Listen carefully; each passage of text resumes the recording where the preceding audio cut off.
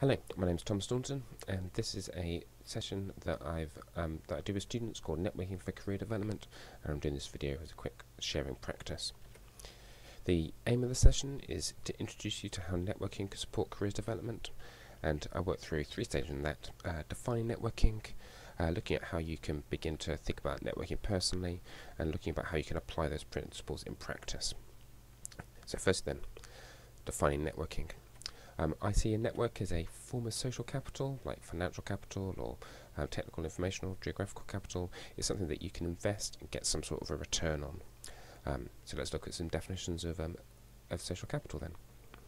So from Alain Bourdieu, there's this focus on a durable network based around acquaintance and recognition, so people who recognise each other and people who like each other in some way.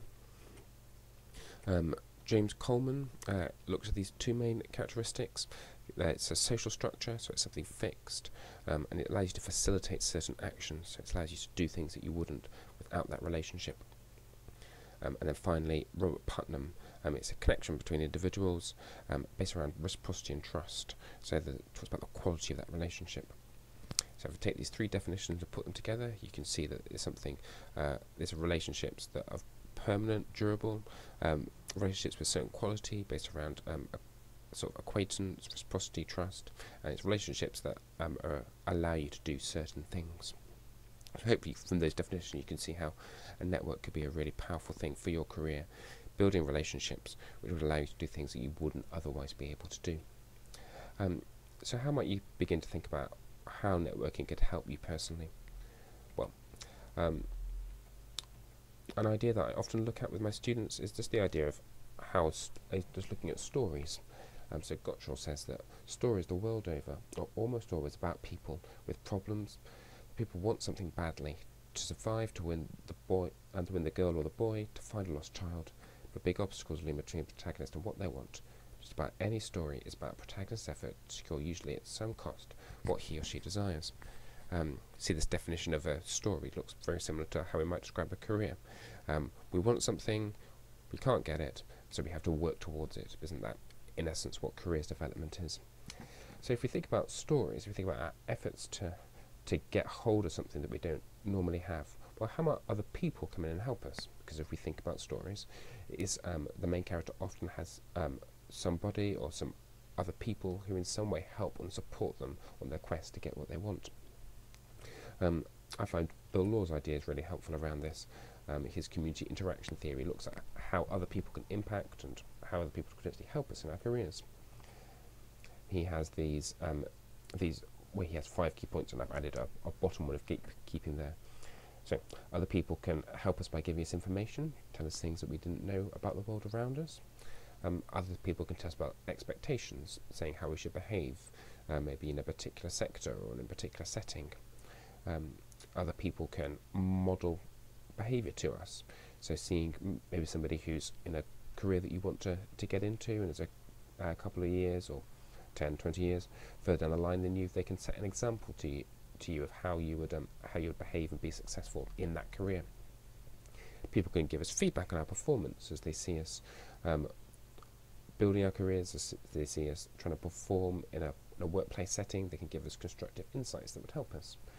People can give us support when they see us doing things well. They can encourage us to keep on doing that, and they can enable us to carry on doing that by giving us advice and giving us extra resources. Finally, the one that I've added in, I think the one that often people think about around networking is that people can be gatekeepers.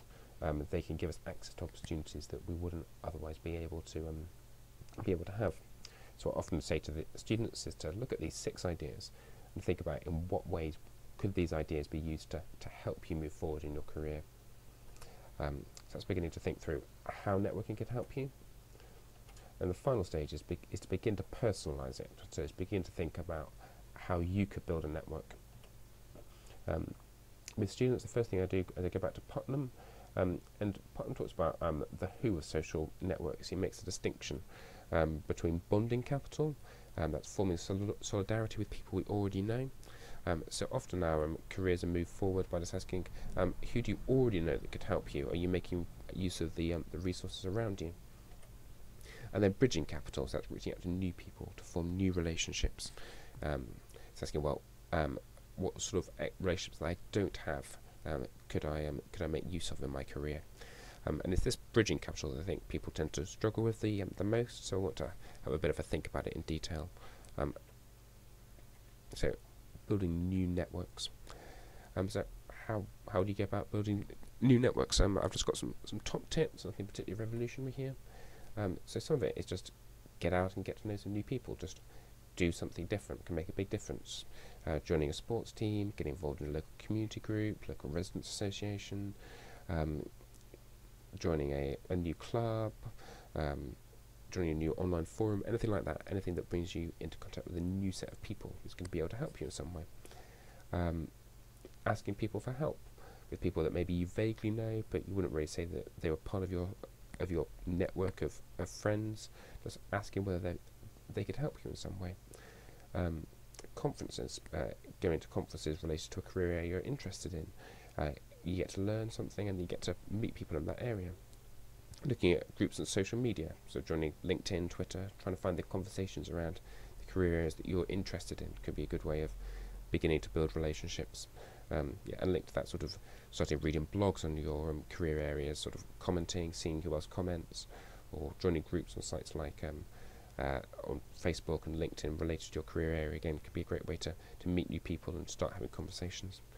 And just volunteering, just getting out there into something that's related to your career area and beginning to help, beginning to make a difference can be a good way of building relationships.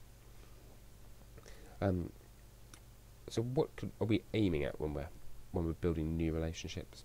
I've been really interested recently by this guy Adam Grant, and in his book Give and Take, and his approach to sort of success in networking. Now, what I find really interesting about Adam Grant is he talks about three main dispositions to other people that we tend to have, which talks very powerfully about networking, I think. So he talks about takers. These people who have a disposition to profit, so many see other people in relationships, those resources they can make use of.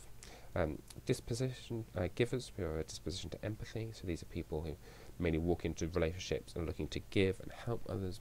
And matchers, people who recognise the value that other people might have, but are nervous about just taking from others without giving back. So we're looking some way to balance their giving and their taking. And what Adam Grant talks about, he says, well, if you look at some studies and ask who's the most successful of these three types, then what's the answer? The first thing he points out is that givers universally are the least successful. He says that probably they get doormatted, that they become too busy, overworked, and don't become successful. So he asks, well, who do you expect is going to be the most successful? So most people think that takers ultimately get found out, so isn't it the matchers? And he says, no, actually, it's the givers again. The givers are the most and the least successful people. And he says this is probably because in the short term, givers get overworked, they get doormatted, they get stretched. But in the long term, people recognise the value of a giver, recognise the quality of the relationship they have, and they give back to them. Particularly matches people with this disposition to justice, see the hard work and the care that givers give to other people and want to return it. So the slightly lateral question that I set to students is, how are you going to become a giver? It can be a bit of a difficult thing in an early stage of a career, but here are some top tips which I've come up with. So things around you can give just by giving praise, by being thankful to people who have helped you. You can give by being humble, by sincerely listening to people, not trying to self-promote, but actually respecting people. These sort of common courtesies can be a great way of just being a giver. Looking to add value to conversation. So when you're talking to people, when you're in online groups, don't just look to promote yourself, but look just to actually care about that conversation, start giving in that way. Very simple thing I say to students is just offer help. Offer what you can to other people. Ask in what ways you could be helping other people out. If somebody expresses need, ask if you can help them in some way. Often we end up not giving because we're expecting people to come to us, but offering help could be a good way of starting those giving relationships. And just find somebody to give to. I think this could be a really powerful thing for students trying to get their head around. Just find a situation where you can make a difference, where you can give to somebody else, where you can make an impact and sincerely want to give. What I really find interesting about Grant's theory is it pulls back into a lot of the ideas we were looking at the beginning in terms of what social capital is. Looking at permanent relationships based around reciprocity, trust, where we're looking to build strong relationships where we care about people, people care about us, and that could be a powerful resource for our career. Hope you found this interesting. If you want to contact me further, then that's my Twitter account at tomstalls84, and I blog at runninginforest.wordpress.com. Hope you found this of use. Thank you.